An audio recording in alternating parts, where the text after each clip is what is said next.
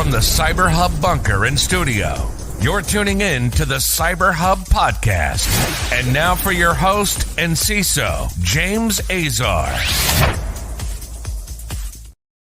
Happy Monday, security gang, and welcome to another episode of the CyberHub Podcast. I hope everyone had a good, nice, long, relaxing weekend. You've recharged your batteries and you're getting ready to head into another exciting week here for many security practitioners. A lot of events happened since our last episode on Thursday. So we're going to get into all of that as well. A great recap of what's going on, and then some stuff to really pay attention to going into this week, including a step up by our adversaries in terms of how they target, and then the geopolitical tensions that are going on globally are starting to impact businesses across the entire globe. We'll have a conversation around that, as well as the economic downturn, layoffs, and what that means for cybersecurity as a whole. So before we do that, though, please make sure to subscribe, follow us on YouTube or your favorite podcast listening platform. Tomorrow, a brand new episode of CISA Talk with my good friend and CISA over at SMU, world-renowned author George Feeney. We talk about his latest book, Project Zero Trust. You want to tune into that conversation tomorrow. The episode will air live at 11 a.m. Eastern and will be available on the CISA Talk podcast on your favorite podcast listening platform at 11 a.m. Eastern tomorrow as well. Without further ado, let's grab our cup of coffee this morning, tea, whatever you're drinking, water. Coffee cup cheers, y'all. I don't know what else people drink in the morning. If you drink something that isn't coffee or tea, please let me know. Good morning to Reggie, Chris, Violet, and Arne. Thank y'all for being here this morning and commenting. We know. Thanks so much. We'll kick off with Tallahassee Memorial Healthcare canceling procedures and diverting patients following a cyber attack that took some of its IT systems offline. The cyber attack, which occurred on February 3rd, late Thursday night, when the hospital announced that it fell victim to a cyber attack, forcing it to switch operation under downtime protocols. On February 5th, the healthcare service provider announced the situation had not been remediated yet, with all non-emergency surgical and outpatient procedures initially scheduled for today being canceled and rescheduled. The Tallahassee Memorial Hospital announced that it implemented incident response protocols immediately after discovering the incident, and that backup and downtime protocols it has in place allow it to continue to provide care to its patients, just maybe not accept new ones. So you can obviously see the impact here, and we'll see how the recovery there goes. As soon as we have an update, I'll share it on our LinkedIn page and Twitter page. OpenSSH has released a new patch to OpenSSH 9.2 to address a number of security bugs, including a memory safety vulnerability in the OpenSSH server. This is tracked as CVE 2023-25136. The shortcoming has been classified as a pre-authentication double-free vulnerability that was introduced in version 9.1. This isn't believed to be exploitable, but nonetheless, it's noteworthy that it should be patched. So something to keep in mind and put on your agenda for this week to, one, identify, look at the mitigation steps, understand what the business impact is, understand what the risk impact is, and then go through with the upgrade. So this may raise some concerns, but you definitely want to make sure you do this. OpenSSH, again, a critical part of VPN in general. Linux version of Royal Ransomware is targeting the VMware ESXi servers, which really power a lot of the internet. Royal Ransomware is the latest ransomware operation to add support for encrypting Linux devices to its most recent malware variant, specifically targeting the VMware ESXi virtual machines. Bleeping Computer has reported on similar Linux ransomware encryptors released by multiple other gangs, including Lockbit, Black Matter, Avius Locker, Hello Kitty, and Hive. The new Linux Royal Ransomware variant was discovered by Will Thomas of the Equinox Threat Analysis Centers and is executed using a command line. It also comes with support for multiple flags that will give ransomware operators some control over the encryption process. When encrypting files, the ransomware will append the .royal_u extension to all encrypted files on the VM. While anti-malware solutions had issues detecting Royal Ransomware samples that bundle the new targeting capabilities, they're now detected by 23 of the 62 malware scanning engines on Virus Total. And so Royal out there targeting VMware, understanding the impact that VMware can have on business and increasing the capabilities for them to actually get a payout. So something to keep in mind there with your VMware ESXi. You want to make sure that if they're not at the latest patch, they're mitigated, and you're watching the mitigation. People Connect, which owns a background check service, Instant Checkmate, and TruthFinder, did disclose a data breach affecting more than 20 million users. The data breach, which was published on February 3rd, informed users that the incident was discovered after cybercriminals started sharing databases stolen from two companies on underground forums. The database or list, as the two companies call them, contain names, email addresses, phone numbers, encrypted passwords, and password reset tokens that either expired or are inactive. They've confirmed that the list was created several years ago. A period that includes all customer accounts created between 2011 and 2019. The published list originated inside the company. The two organizations know that the leaked information does not include detail on user activity or payment data, while both Instant Checkmate and TruthFinder note that no readable or usable passwords or other means to compromise user accounts were leaked. It's not uncommon to see these come from trying to buy users' passwords from other and just password spray. So like user X has 17 other passwords that you can find through other data breaches.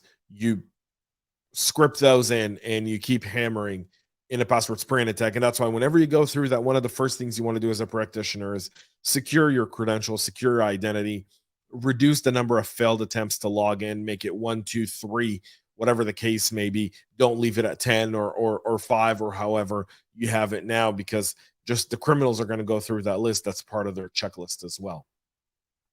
CISA adds Oracle and SugarCRM bugs to the exploited vulnerable list. The two vulnerabilities from Oracle and SugarCRM are actively being exploited, and CISA has now ordered federal civilian agencies to patch them before February 23rd. CISA added Oracle CVE 2022-21587 and CVE 2023-22952, which affects multiple products from SugarCRM to its known exploitable vulnerabilities catalog. As with all additions to the list, this explains that the vulnerabilities are frequent attack vectors for malicious cyber actors.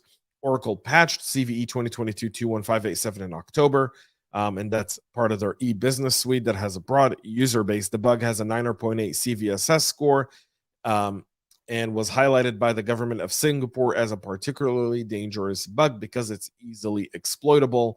So all of these now are on the list, on the CISA must patch list. You want to definitely keep your eye out for those on the private sector. French satirical magazine Charlie Hebdo. For those who don't know Charlie Hebdo, a very funny cartoon French satirical magazine.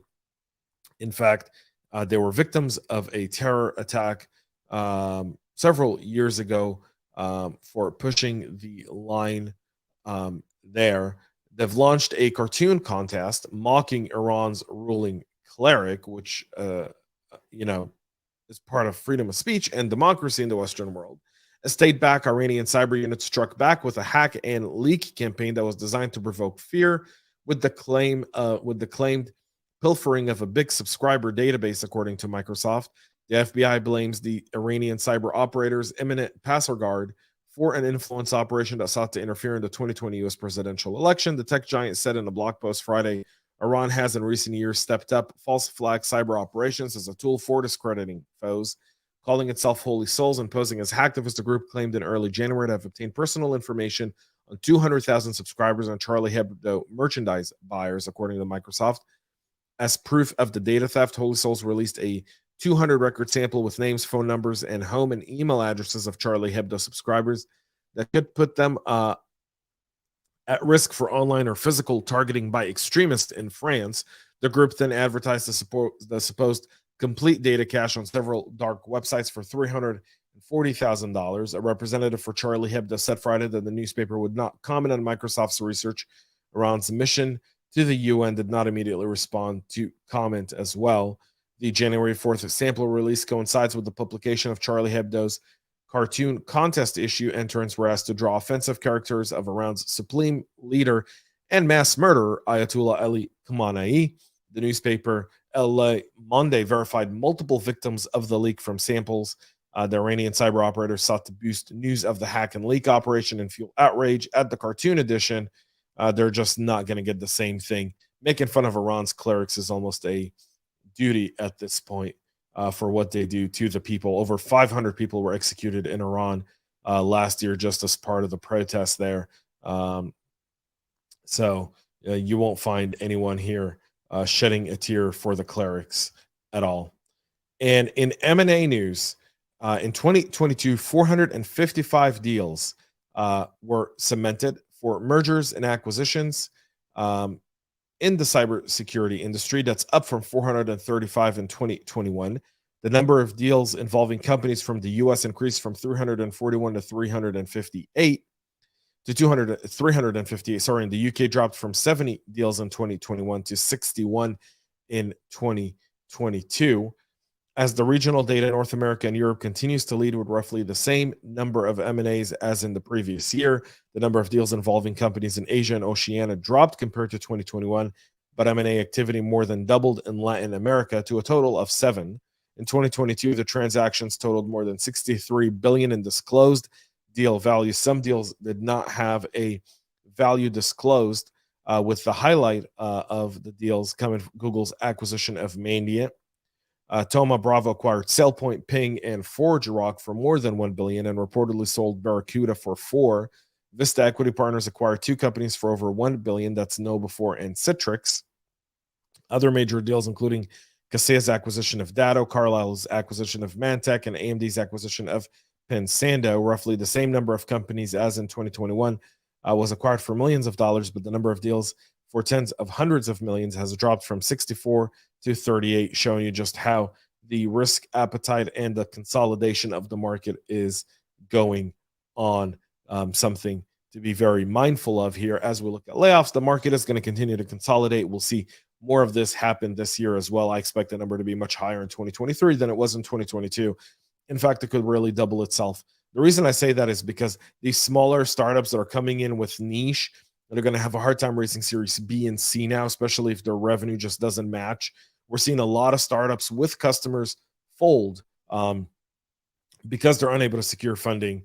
Don't be surprised of bigger companies, Google, Facebook, Amazon, the ones with the money, Comcast, come in and pick those companies up at good valuations in order to add them to their security repertoire. Not a far-fetched thing. And if you're a CISO, you definitely want to be paying attention to that, especially if you're a practitioner. Folks, that's it for our show this morning. Thank you all for tuning in. Please make sure to subscribe. Follow us on your favorite social media and your favorite podcast listening platform. We'll be back tomorrow at 9 a.m. on Twitter, LinkedIn, and YouTube with the latest. Have a great rest of your day. Have a great week. And most importantly, stay cyber safe. We love feedback, so make sure to connect with us on social media and subscribe to our podcast on your favorite podcast listening platform.